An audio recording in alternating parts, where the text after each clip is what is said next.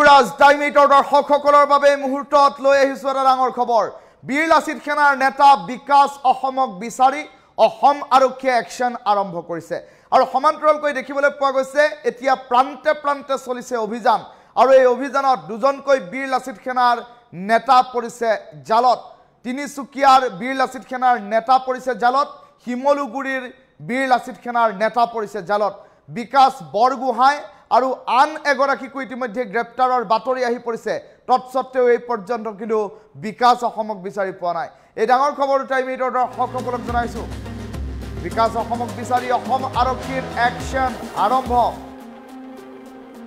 বীৰ লাচিত সেনাৰ বিৰুদ্ধে এতিয়া আৰক্ষী আৰম্ভ কৰিছে তৎপৰতাৰে অভিযান ৰাজ্যৰ প্ৰান্তে প্ৰান্তে বীৰ লাচিত সেনাৰ নেতা বিচাৰি অভিযান চলিছে তিনিচুকীয়াৰ বীৰ লাচিত সেনাৰ মুখ্য সচিব বিপ্লৱ গগৈ গ্ৰেপ্তাৰ কৰা হৈছে ইফালে বীৰ লাচিত সেনাৰ নেতা বিকাশ বুঢ়াগোহাঁইকো গ্ৰেপ্তাৰ কৰাৰ বাতৰি এই মুহূৰ্তত আহি পৰিছে লখিমপুৰৰ পৰা বিকাশ বুঢ়াগোহাঁইক গ্ৰেপ্তাৰ কৰিছে অসম আৰক্ষীয়ে অভিযান চলাই গ্ৰেপ্তাৰ কৰিছে বুলি জানিব পৰা গৈছে হিমলুগুৰি আঞ্চলিক সমিতিৰ মুখ্য সম্পাদক বিকাশ বুঢ়াগোহাঁই হিমলুগুৰি আঞ্চলিক সমিতিৰ মুখ্য সম্পাদক বিকাশ বুঢ়াগোহাঁইক ইতিমধ্যে গ্ৰেপ্তাৰৰ বাতৰি আহি পৰিছে ইফালে গুৱাহাটী মহানগৰীৰ প্ৰান্তে প্ৰান্তে বিকাশ অসমক বিচাৰি আৰক্ষীৰ তীব্ৰ অভিযান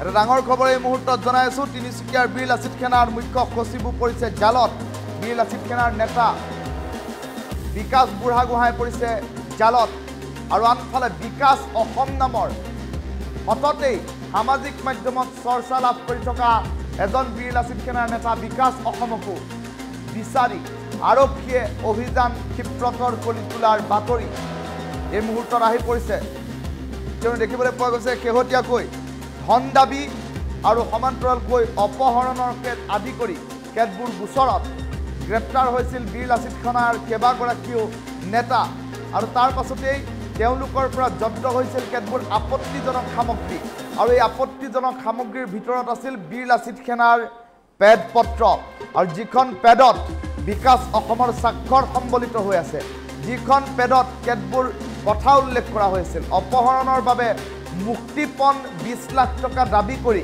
কেতবোৰ কথা উল্লেখ কৰি থকা হৈছিল আৰু সেই কথাবোৰৰ অন্তত বিকাশ অসম নামৰ বীৰ লাচিত সেনাৰ নেতাজনৰ চহী আছিল তেনে পৰিপ্ৰেক্ষিতত সমগ্ৰ বিষয়টোক লৈ চৰ্চা চলিল আৰু তাৰ পাছতে বিষয়টো সন্দৰ্ভত বীৰ লাচিত সেনাৰ মুখ্য সচিব ৰন্তু পানীফুকনে সংবাদমেল সম্বোধন কৰি বিষয়টোৰ লগত যে তেওঁ জড়িত নহয় এই কথা প্ৰকাশ কৰিবৰ বাবে সংবাদমেল সম্বোধন কৰিছিল আৰু সংবাদমেল সম্বোধন কৰোঁতে আধা সংবাদমেল চলি থাকোঁতে আৰক্ষীয়ে ৰন্তু পানীফুকন আৰু আন দুজনক গ্ৰেপ্তাৰ কৰিছে ইয়াৰ ভিতৰত এজনৰ নাম তন্ময় চেতিয়া আনজন উৎপল দত্ত ৰন্তু পানীফুকন আৰু তন্ময় চেতিয়া এই তিনিওকে গ্ৰেপ্তাৰ কৰি লৈ গ'ল আৰক্ষীয়ে আৰু তাৰ পাছতে কালিৰ দিনটোত আৰক্ষীয়ে আদালতত হাজিৰ কৰালে তিনিওকে আৰু পুনৰ আদালতে 3 দিনৰ আৰক্ষী জিম্মালৈ তিনিওকে প্ৰেৰণ কৰিছে তৎসত্ত্বেও এই পৰ্যন্ত কিন্তু বিকাশ অসমৰ সন্ধান নাই বিকাশ অসমক বিচাৰি এতিয়া আৰক্ষীয়ে তৎপৰতাৰে অভিযান আৰম্ভ কৰিছে আৰু তিনিচুকীয়াৰ বীৰ লাচিত সেনাৰ মুখ্য সচিবো পৰিছে জালত আৰক্ষীয়ে ইতিমধ্যে আৰম্ভ কৰিছে তীব্ৰ অভিযান আৰু পৰৱৰ্তী সময়ত বীৰ লাচিত সেনাক নিষিদ্ধ ঘোষণা কৰি দিবলৈও ৰাজ্য চৰকাৰে যে কুণ্ঠাবোধ নকৰে তেনেধৰণৰ পৰিকল্পনাও যে কৰিছে ৰাজ্যৰ মুখ্যমন্ত্ৰীগৰাকীয়ে এই কথা সুস্পষ্টতাৰে উল্লেখ কৰিছে ৰাজ্যৰ মুখ্যমন্ত্ৰী ডক্টৰ হিমন্ত বিশ্ব শৰ্মাৰ মন্তব্য এই মুহূৰ্তত শুনাই লৈছোঁ বৰ্তমান অসমত শদিয়াৰ পৰা ধুবুৰীলৈ পইচা উঠোৱা পাৰ্টি বীৰ লাচিত সেনাই আছে গতিকে তেওঁলোকৰ বিৰুদ্ধে আমি কঠোৰ ব্যৱস্থা লৈছোঁ আৰু কঠোৰ ব্যৱস্থা ল'ম বাকী ঠাই বিশেষে যিসমূহ ঘটনা আছে তাকো মই কালি এছপিক কৈছোঁ যাতে তাৰ বিষয়ে নজৰ ৰাখে মই এইবিলাক নাম নাজানো মই এটাই জানো যে এই সংগঠনটোৱে শদিয়াৰ পৰা ধুবুৰীলৈ চান্দা উঠাই এটা ব্যাপক মানে খেলিমেলি কৰিছে এছাম সন্দেহযুক্ত লোকে পিছফালে অসম উপাধিটো লিখিও বহুত ডাঙৰ তাণ্ডৱ নামনি অসমত চলাই আছে। যেনেকৈ এটা নাম কিবা ৰিজু অসম নে ৰিতু অসম, তেওঁৰ নাম কিন্তু ৰিজু আহমেদ নে ৰিতু আহমেদ।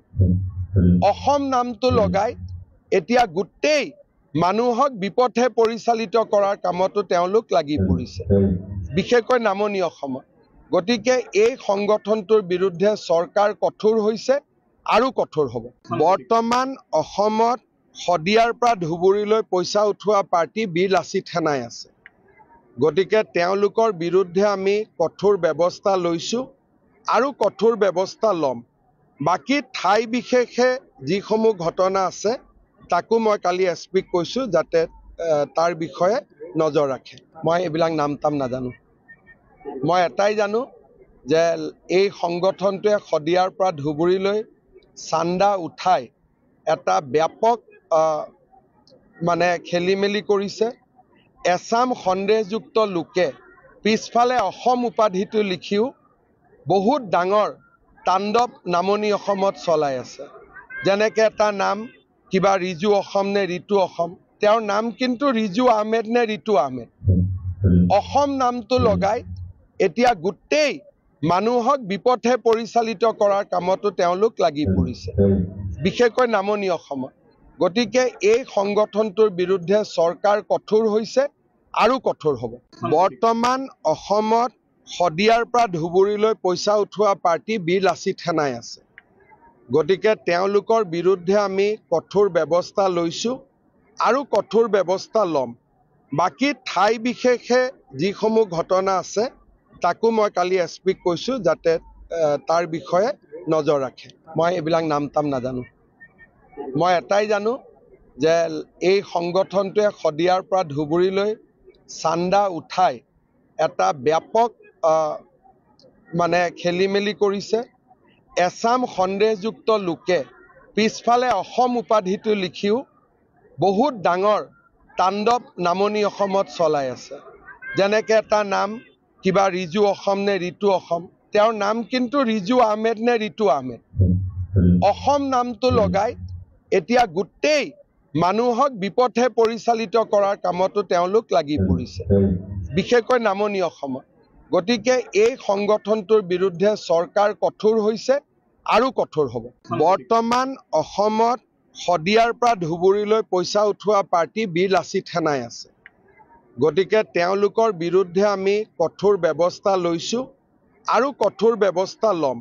বাকী ঠাই বিশেষে যিসমূহ ঘটনা আছে তাকো মই কালি এছপিক কৈছোঁ যাতে তাৰ বিষয়ে নজৰ ৰাখে। মই এইবিলাক নাম টাম নাজানো।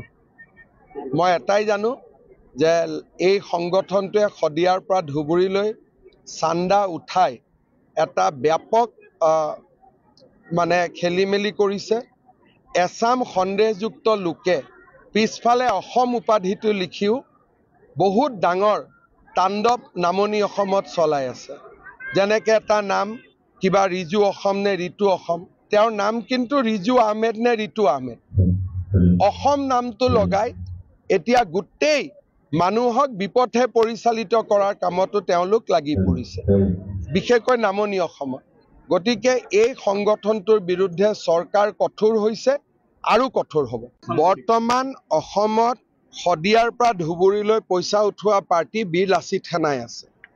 গতিকে তেওঁলোকৰ বিৰুদ্ধে আমি কঠোৰ ব্যৱস্থা লৈছোঁ আৰু কঠোৰ ব্যৱস্থা ল'ম। বাকী ঠাই বিশেষে যিসমূহ ঘটনা আছে তাকো মই কালি এছপিক কৈছোঁ যাতে তাৰ বিষয়ে নজৰ ৰাখে। মই এইবিলাক নাম টাম নাজানো।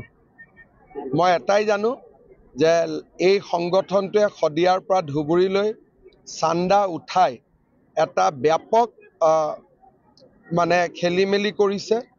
এছাম সন্দেহযুক্ত লোকে পিছফালে অসম উপাধিটো লিখিও বহুত ডাঙৰ তাণ্ডৱ নামনি অসমত চলাই আছে।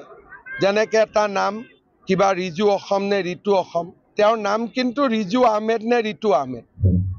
অসম নামটো লগাই এতিয়া গোটেই মানুহক বিপথে পৰিচালিত কৰাৰ কামতো তেওঁলোক লাগি পৰিছে, বিশেষকৈ নামনি অসমত। গতিকে এই সংগঠনটোৰ বিৰুদ্ধে চৰকাৰ কঠোৰ হৈছে আৰু কঠোৰ হ'ব। বৰ্তমান অসমত শদিয়াৰ পৰা ধুবুৰীলৈ পইচা উঠোৱা পাৰ্টি বীৰ লাচিত সেনাই আছে। গতিকে তেওঁলোকৰ বিৰুদ্ধে আমি কঠোৰ ব্যৱস্থা লৈছোঁ আৰু কঠোৰ ব্যৱস্থা ল'ম। বাকী ঠাই বিশেষে যিসমূহ ঘটনা আছে তাকো মই কালি এছপিক কৈছোঁ যাতে তাৰ বিষয়ে নজৰ ৰাখে। মই এইবিলাক নাম তাম নাজানো। মই এটাই জানো যে এই সংগঠনটোৱে শদিয়াৰ পৰা ধুবুৰীলৈ চান্দা উঠাই এটা ব্যাপক খেলি মেলি কৰিছে। এছাম সন্দেহযুক্ত লোকে পিছফালে অসম উপাধিটো লিখিও বহুত ডাঙৰ তাণ্ডৱ নামনি অসমত চলাই আছে। যেনেকৈ এটা নাম কিবা ৰিজু অসম নে ৰিতু অসম, তেওঁৰ নাম কিন্তু ৰিজু আহমেদ নে ৰিতু আহমেদ। অসম নামটো লগাই এতিয়া গোটেই মানুহক বিপথে পৰিচালিত কৰাৰ কামতো তেওঁলোক লাগি পৰিছে, বিশেষকৈ নামনি অসমত। গতিকে এই সংগঠনটোৰ বিৰুদ্ধে চৰকাৰ কঠোৰ হৈছে আৰু কঠোৰ হ'ব। বৰ্তমান অসমত শদিয়াৰ পৰা ধুবুৰীলৈ পইচা উঠোৱা পাৰ্টি বীৰ লাচিত সেনাই আছে। গতিকে তেওঁলোকৰ বিৰুদ্ধে আমি কঠোৰ ব্যৱস্থা লৈছোঁ আৰু কঠোৰ ব্যৱস্থা ল'ম। বাকী ঠাই বিশেষে যিসমূহ ঘটনা আছে তাকো মই কালি এছপিক কৈছোঁ যাতে তাৰ বিষয়ে নজৰ ৰাখে। মই এইবিলাক নাম তাম নাজানো। মই এটাই জানো যে এই সংগঠনটোৱে শদিয়াৰ পৰা ধুবুৰীলৈ চান্দা উঠাই এটা ব্যাপক খেলি মেলি কৰিছে। এছাম সন্দেহযুক্ত লোকে পিছফালে অসম উপাধিটো লিখিও বহুত ডাঙৰ তাণ্ডৱ নামনি অসমত চলাই আছে। যেনেকৈ এটা নাম কিবা ৰিজু অসম নে ৰিতু অসম।